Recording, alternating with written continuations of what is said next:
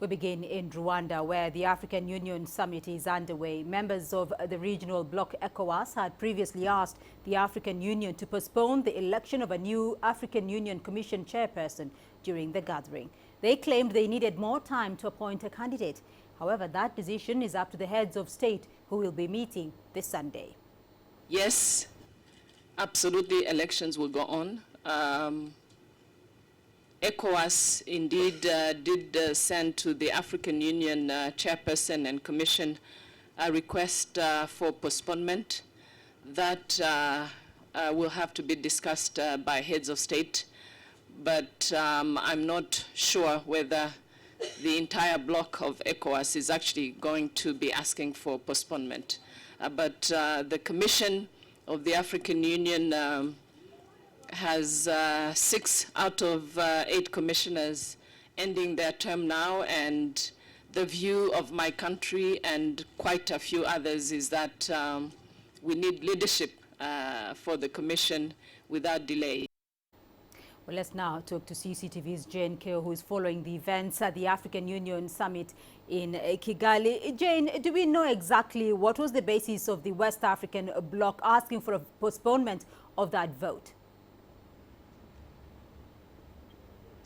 Well, Beatrice, of course, there's been a lot of concern about the quality, if I can put it that way, the quality of the candidates whose names have been put forward. And still talking about these three candidates, who include 2 current foreign affairs ministers from Equatorial Guinea and Botswana, plus the former vice president of Uganda. Of course, this is a very political issue. There's a lot of lobbying going on, some delegates preferring one candidate over the other.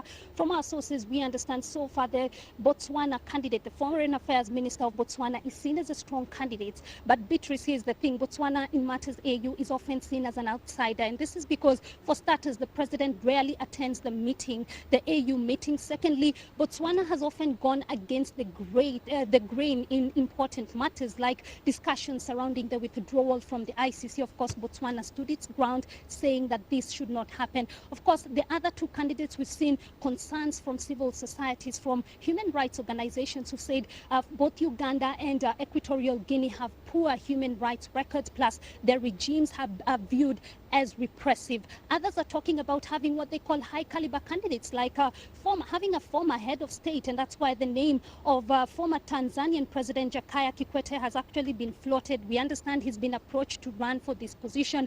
That has not been confirmed yet. But like the foreign affairs minister said there, it's now up to the sitting heads of states, the heads of state who will be here from tomorrow, because currently, Beatrice, there's no provision that allows for the postponement of these elections, especially when the summit is underway. And so the ECOWAS bloc is hoping that the heads of state can actually allow for this postponement for the elections to be held in January, so that they can bring in another candidate. We are hearing Senegal is also proposing to include a candidate in there, and that's when we'll have a new list that has been drawn up. Beatrice? Well, Jane, another issue that is definitely going to come up for consideration is the crisis in South Sudan. We do know that the Executive Council has been meeting. Have they come up with any resolutions regarding what exactly is going to be done by the African Union regarding the South Sudan crisis?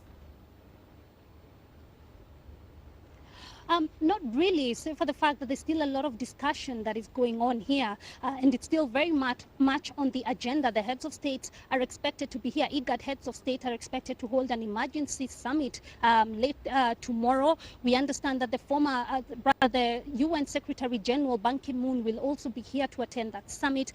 We've also heard from the Kenya Foreign Affairs Minister Amina Mohamed telling us that they're still in discussions with the 2 parties in South Sudan, President Salva Kiir and Riek Machar, to try and find a political solution and to try and resolve this crisis once and for all. This morning, Rwanda's Foreign Affairs Minister Louis Mushikiwabo said as much, that discussions are still going on in regards to South Sudan. Take a listen.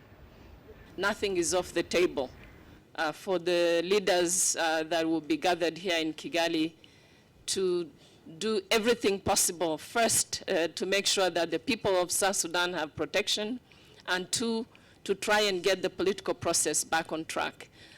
So whether it's intervention, military, political, you can be sure that this is one of the few very, very critical discussions that would take place here in Kigali. In fact, we're expecting the Secretary General of the United Nations in Kigali here tomorrow afternoon to meet with some leaders of the continent on this particular matter. Well, Beatrice, as you know, IGAD has, of course, called for the requested for the sending in of more troops to South Sudan through this special intervention brigade. So the delegates here, or rather the heads of state, will be discussing the contributing countries and perhaps the timelines as when these troops will actually go into South Sudan. Jen Keo for us there at the African Union Summit in Kigali.